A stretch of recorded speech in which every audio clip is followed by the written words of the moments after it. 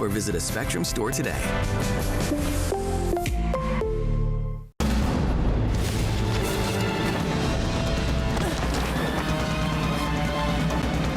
Even the mighty might not see it coming. It's prediabetes, and it captures 1 in 3 adults. But you can escape. Take the 1-minute prediabetes risk test to know where you stand and prevent or delay type 2 diabetes. Be your own hero on smartphones everywhere at doihaveprediabetes.org. Spectrum News Plus. Local stories, connecting communities. Streaming now on the Spectrum News app and free with your Spectrum subscription. I'm Sharon Tazwell. Here's your Spectrum News in 90. Millions of Americans experiencing record-breaking cold weather Thursday as a polar vortex sends temperatures plunging from the northern Great Plains all the way to Louisiana. Record lows were recorded in Nebraska and Missouri, where wind chills dropped below minus 20 degrees. Meanwhile, thousands of Virginia and North Carolina were without power after more snowfall. Unnecessary travel not only puts you at risk, but also the public safety personnel, power crews, and DOT workers that will need to respond if there is an issue. The Senate narrowly votes to confirm Kash Patel as President Trump's FBI director. The vote Thursday puts a Trump loyalist atop the nation's premier federal law enforcement agency despite Democratic concerns. Patel has fiercely criticized the agency and has previously promised a complete overhaul.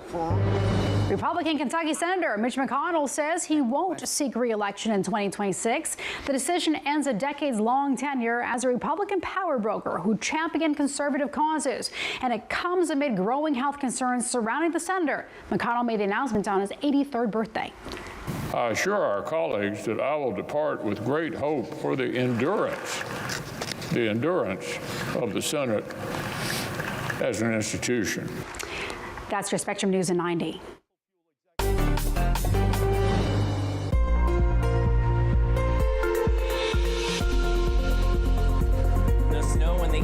Exit overnight into Friday, but it's another cold night for much of the country, and also the weather is finally calming down for most for a little while. Temperature-wise, it's cold for Friday, into the 20s for Chicago, Kansas City, but notice numbers climbing above freezing for the weekend, and we're really warming up for the south, back up into the 50s in Dallas and Atlanta.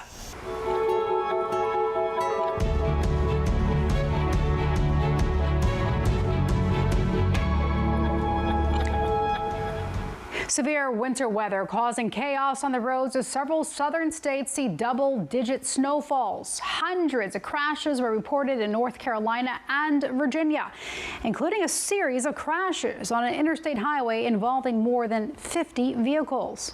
And take a look at this. Emergency crews rescued 2 people after crashing an SUV into freezing water. You can see the woman holding onto the side of the vehicle as first responders worked to rescue her.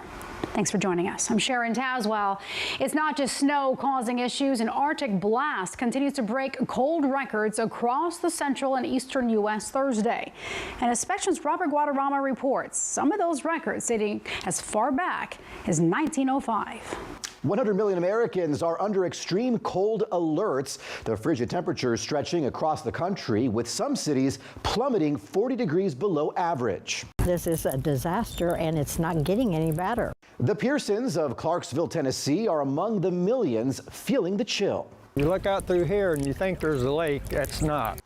Flooding in parts of the mid-Atlantic from storms last weekend is not expected to crest in some areas until Friday. In freezing temperatures, the flooding poses even more threats than usual. We're, concerned about, freezing pipes. I worry that now our floors are going to buckle. Records in cities in Nebraska, Kansas, Oklahoma, Arkansas, and Texas are being broken, including a record from as far back as 1905. I have seen so many times where we were promised snow and we never got it, and this time we actually got it. Downtown Norfolk, Virginia snapped a 1989 daily snowfall record with more than 10 inches. Neighbors celebrated Wednesday night with a snowball fight. But it's not all fun and games, especially on the roads. Unnecessary travel not only puts you at risk, but also the public safety personnel, power crews, and DOT workers that will need to respond if there is an issue. Robert Guadarrama joins me now. Robert, how long is this cold expected to last? Right, so most winter storm alerts will expire by Thursday night. The remaining will, on the East Coast, will expire by Friday morning. But as far as the cold goes, Sharon, it's going to be here for a little bit. Forecasters are warning the frigid temperatures could stick around through most of the weekend. For example, Missouri isn't forecast to get above freezing until Saturday. In Maine, not until Sunday. Oh, Sharon. my goodness. I am ready for spring. How about you? It's cold out there. Yeah, bring it on. All right. Thank you, Robert. The Trump administration is becoming more and more critical of Ukrainian President Volodymyr Zelensky, and top officials won't say whether they consider Russian President Vladimir Putin a dictator or to blame for the war.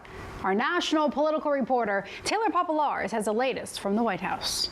President Donald Trump's national security advisor and other top officials briefed the press Thursday, insisting Trump is well-intentioned as he negotiates with Russian President Vladimir Putin about the war in Ukraine. I, for one, and I think all Americans and around the world should have no doubt about his ability to not only handle Putin, but to handle the complexity of driving this war to an end. The president's advisors notably declined to call Putin a dictator or blame Putin for the war. If they faulted Putin for the war, they would have contradicted President Trump, who stunned Ukrainian officials on Tuesday by blaming Ukraine for Russia's invasion.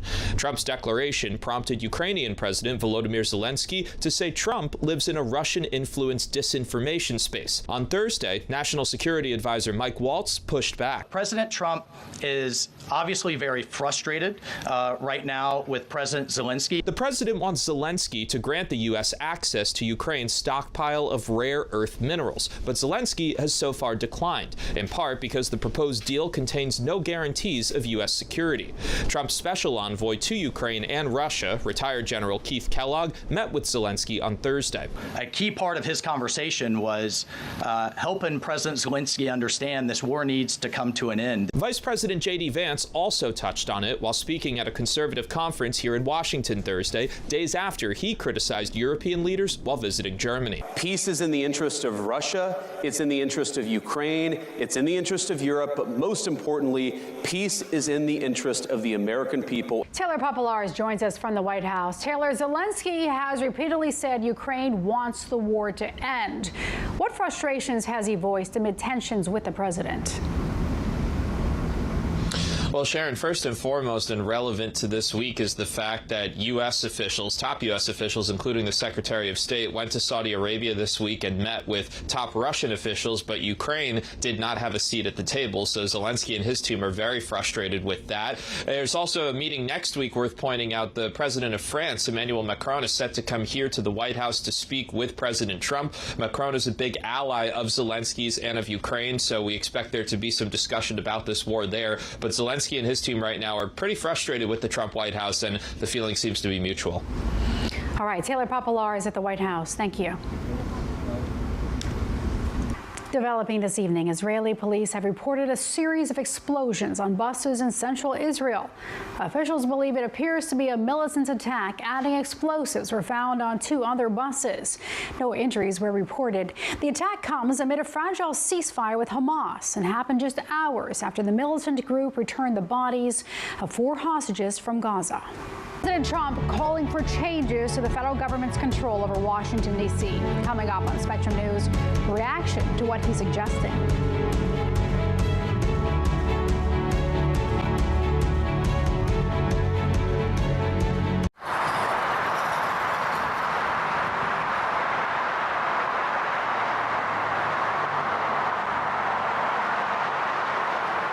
We said we'd never break the 3-second rule. Never do that. And never become a minivan mom. Hey, Chris. As parents, we say never a lot, but never happens.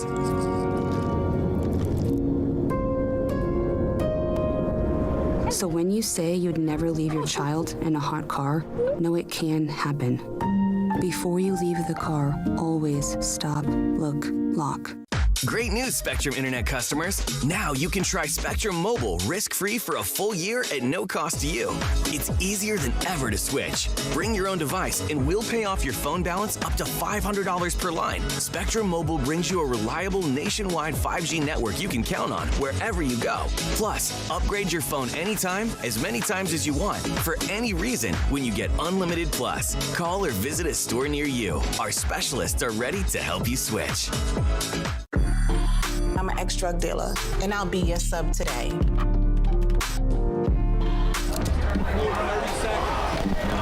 2 milligrams of fentanyl can be lethal. A lethal dose is in here. Who gets it, I won't know. It's cheap, it's potent, and it's profitable. The sad reality is fentanyl is being mixed into everything now. More kitchen now.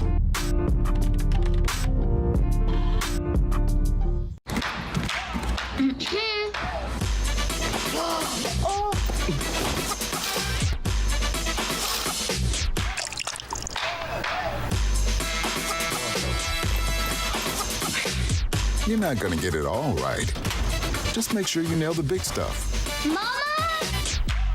Like making sure your kids are in the right seat for their age and size.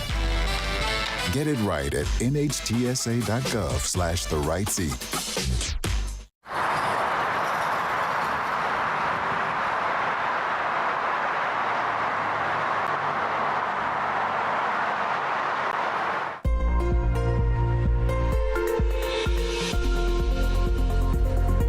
Spectrum News. Meteorologist Alan Auglis here with your latest weather on the ones, and a much calmer pattern for most of the country the next few days. It is still quite cold for the Great Lakes and Northeast into late week, and we are looking at rain and snow for the Pacific Northwest Friday, also into the weekend. But the big picture on satellite and radar showing you much of the country, yes, very quiet. We still have snow through the Northeast, Mid-Atlantic, and also some snow here into the Intermountain West towards Denver, expecting 3 to 7 inches of snowfall. And for the East Coast, again, some light snow scattered across the region that will taper off by tomorrow, but an additional couple of inches not out of the question for upstate New York, also western Pennsylvania, and much of West Virginia. Let's go back towards the Pacific Northwest as we advance the clock into Friday morning. Notice this system moving in quickly by Friday afternoon. Rain along the coast, the Cascades dealing with some heavy snowfall,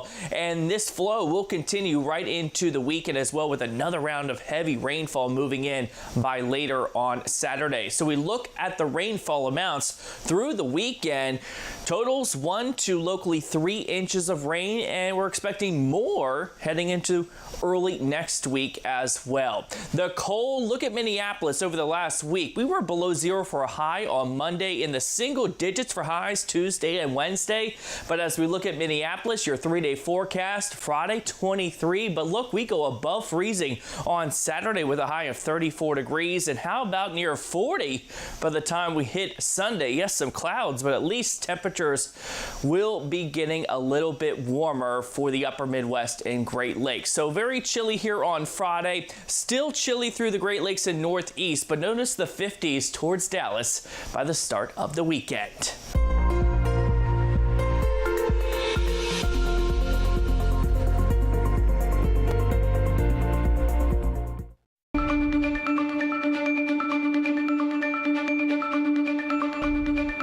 Just joining us, here's what you need to know. Hamas releases the bodies of 4 Israeli hostages, including a mother and her 2 children, claiming all 4 were killed in Israeli airstrikes.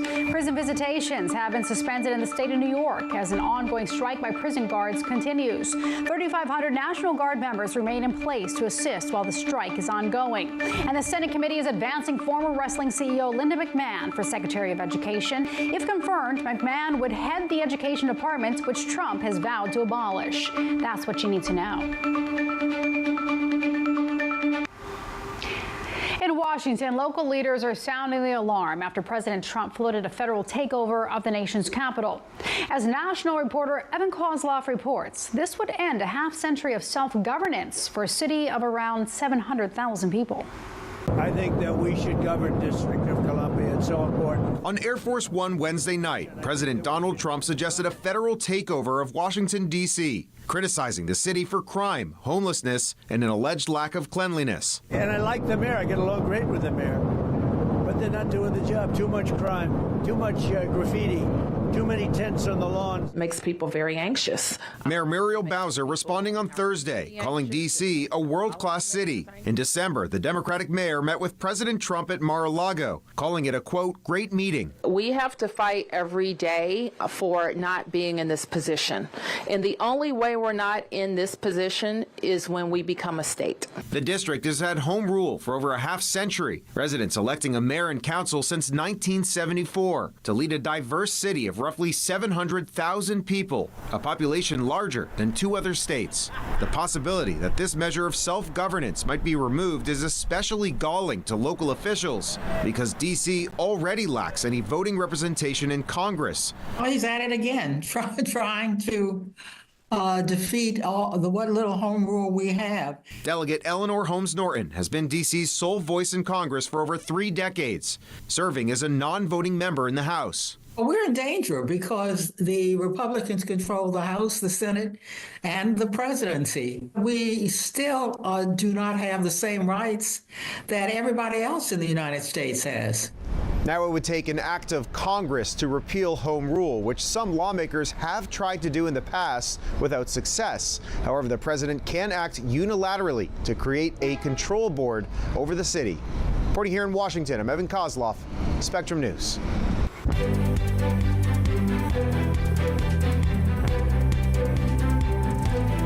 The U.S. Senate votes to confirm Kash Patel as the new director of the FBI. Patel is one of President Trump's most controversial cabinet nominations, and Democrats are raising concerns over his confirmation. Joining us now to break it all down, the political buzz, is Alex Cohen. Alex, what can we expect from Patel taking over the agency, and why are Democrats concerned? I think we don't know exactly what we can expect in Kash Patel's FBI, and that's why Democrats, and we should note the 2 Republicans who did not vote to confirm him, are a bit concerned.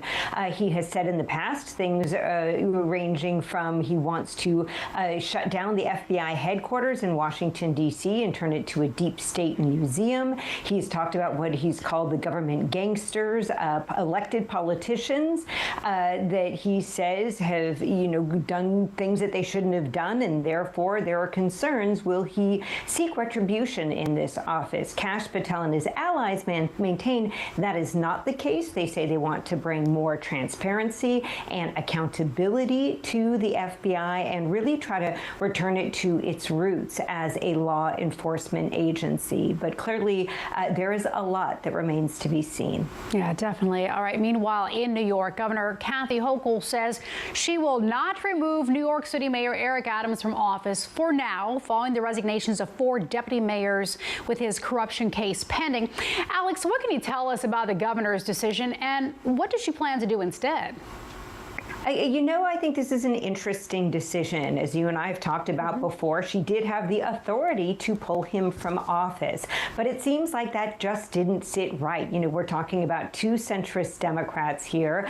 We're talking about overturning the will of the voters. And it's clear the governor of New York didn't feel comfortable doing that. But doing nothing probably didn't feel right either, which is why now you see this middle path.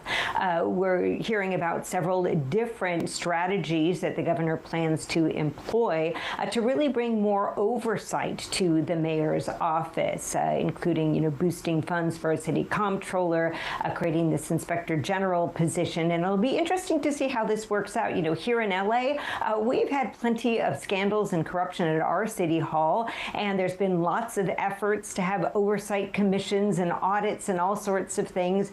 And yet sometimes these kinds of problems keep emerging. So it'll be interesting to see if things turn out in New York a bit differently.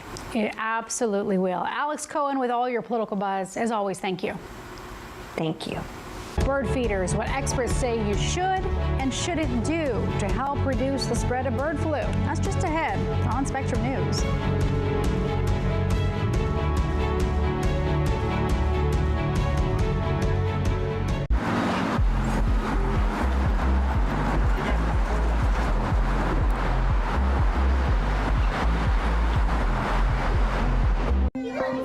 millions of school-aged children across the country, the state of their schools can have a lasting impact on their health and well-being. The majority of school districts aren't doing comprehensive regular water quality testing.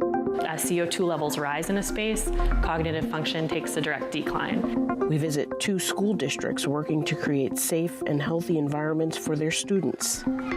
Watch Exploring Your Health, Curing Our Classrooms. Available on the Spectrum News app.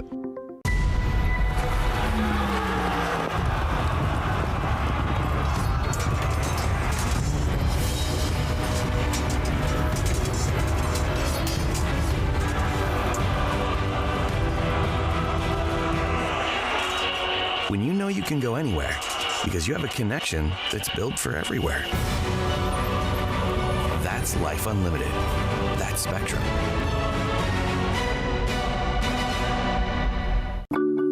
I tell my son, I love you every single day. I love you. Now, my dad has never said that to me. Not because he doesn't love me, but because culturally it wasn't comfortable for him. Now that he's a grandfather, he says, I love you to my son every time he sees him. My advice to all the fathers out there, forget the cultural restrictions. They grow up way too fast for you to waste even a single precious moment. Food isn't just fuel to live, it's fuel to grow. My family relied on public assistance to help provide meals for us. These meals fueled my involvement in theater and the arts as a child, which fostered my love for acting. The Feeding America network of food banks helps millions of people put food on the table. When people are fed, futures are nourished. Join the movement to end hunger, and together we can open endless possibilities for people to thrive. Visit feedingamerica.org/actnow.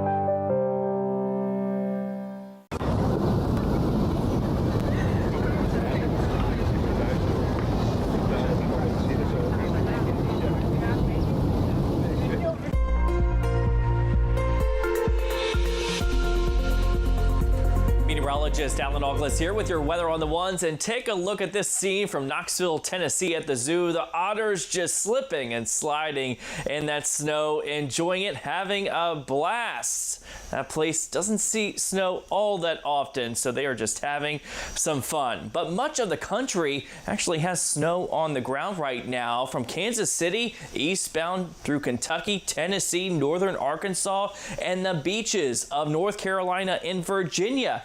Yeah, you have snow on the ground. In fact, 57.1% of the country has some sort of snow on the ground right now. Take a look at these numbers, though. Norfolk, Virginia, nearly a foot of snowfall yesterday into the morning hours today. Virginia Beach, over 9 inches of snow. Suffolk, Virginia, nearly 8 inches of snowfall. The beaches of North Carolina, the Outer Banks, Kitty Hawk, North Carolina, 4 inches of snow, and even Raleigh, North Carolina, over 3 inches fell. Now in Norfolk, that 11 inches yesterday was the most snow they have seen since 2010. So it's pretty rare to see snow there. But as we take a look at the satellite and radar picture, at least much of the country is calming down. Yes, we still have some snow through upstate New York, Pennsylvania. Now it's moving off the coast of Virginia and North Carolina. But the cold, that's going to remain tonight into tomorrow morning. So many spots across the deep south, even towards Tampa, Florida, you're under a cold weather advisory. Just take a look at the low temperatures tonight. 12 in Nashville, 3 in St. Louis. We're going well below 0 in North Dakota, even teens for tonight in Dallas. But that's part of the story. You factor in the wind. We're talking wind chills going below 0 to near 0 in St. Louis to Memphis. It feels like the single digits even in Oklahoma City tomorrow morning. But the cold, yes, it lingers into tomorrow, but it does start to get on out of here by early in the week, and that mild air starts to take over for much of next week, especially for the south. So as we take a look at the highs in Kansas City, 25, still cold tomorrow, but look at this. By early in the week, we have highs in the upper 50s to low 60s. And for South Carolina, it's been chilly. Columbia, though, you're back up into the 70s by Tuesday of next week.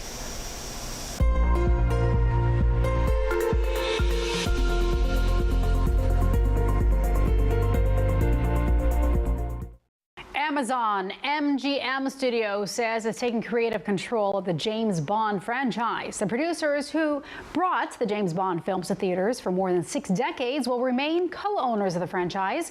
The joint venture with Amazon MGM gives the company creative reins and control of all future productions. Amazon had acquired the rights to distribute all the movies when it bought MGM for more than $8 billion back in 2022. The transmission of bird flu from animal to humans is rare, but some bird lovers fear their bird feeders may contribute to the spread of the disease among other animals. Well, Spectrum's Kimberly Perez shares some tips on keeping people and animals safe. Allison Welch has always loved birds. But I think in my 30s it became more of an obsession. She gets all kinds of them in her backyard. Cardinals, blue jays, crows, all types of warblers. Sometimes we even have a red-tailed hawk that hangs out. Welch's backyard is a bird's paradise, from native plants to a pond, a birdhouse, and of course, bird feeders. Some bird lovers are concerned about the uptick of the HPAI, or bird flu, across the country. We're seeing a lot of sick and dying Canada geese, red-breasted mergansers, which is a diving duck, and we're getting calls for the last 2 weeks, probably 3 to 8 calls a day about sick and dying birds in our area. Tim Jasinski is a wildlife rehabilitation specialist at Lake Erie Nature and Science Center in Bay Village. Some bird lovers are having second thoughts about their bird feeders. You have bird feeders out that aren't near places that geese or ducks or other waterfowl we're going to be feeding off of. It's generally safe. It's generally affecting waterfowl and water birds or any birds that are consuming those birds or animals, really.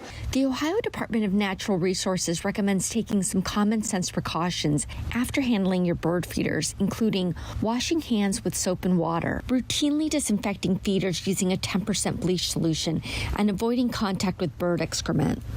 Welch is an equal opportunist when it comes to loving birds, even putting out different types of food. Peanuts and hard-boiled eggs for the crows, thistle seed for the finches. I have a suet for the woodpeckers. But she does have a favorite right now. I have a family of crows that comes to visit quite often, so I'm a big fan of them. They know when I'm coming out with peanuts. Kimberly Perez, Spectrum News.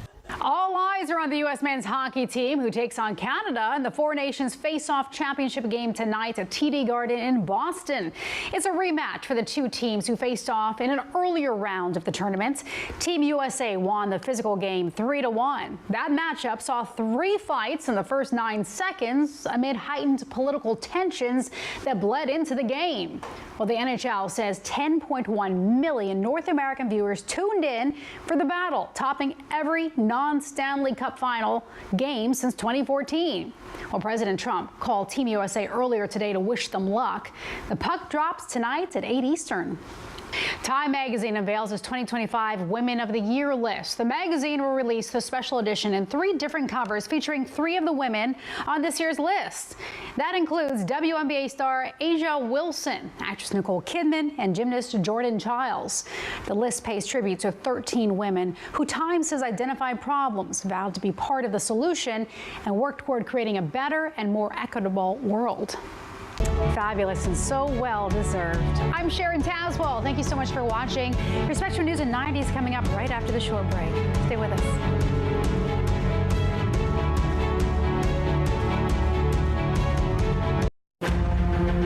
Friday nights, The Big Deal with Errol Lewis, where Spectrum News' local political journalists break down the most important issues shaping our nation. Our journey towards improving mental health doesn't always present a clear path. Every Thursday on Your Mental Health, we listen to voices across our communities, discussing the challenges of everyday life and presenting accessible resources to guide us along the path to our well-being, providing hope and empowering choices that light the way to a healthier you. Your Mental Health with Dr. Nicole Clark, Thursdays on Spectrum News Plus, available on all your favorite devices. The future is here with Spectrum Mobile and the new Samsung Galaxy S25 Ultra with Galaxy AI. Do more than ever before by handling multiple tasks with a single ask through Google Gemini.